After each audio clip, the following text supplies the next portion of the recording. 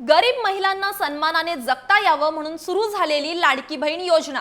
पण हे पैसे नेमके गेले कुणाकडे?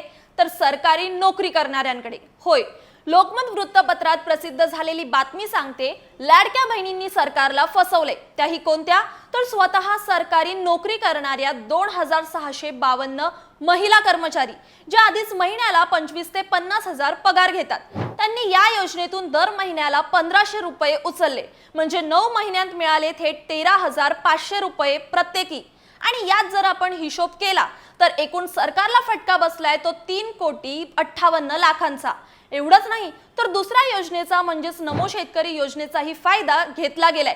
त्याचे वर्षाला अजून 12,000 रुपये म्हणजे एका वर्षात तब्बल 30,000 रुपये उचलले। खरं तर पात्र अपात्र यांच्या तक्रारी होत्याच आणि त्याची पडताळणीही सुरू असताना त्यात असं दिसलंय की अपात्र असतानाही महिलांनी लाडकी बहीण योजनेचा लाभ घेतलाय। पण सरकारनं नियम स्पष्ट करून सुद्धा ही चूक झालीच कशी? आता लाखो रुपये सरकार परत मागणार असं म्हणतायत, पण लोकांचा असा प्रश्न आहे की या योजना फक्त घोषणा करण्यापुरता असतात का?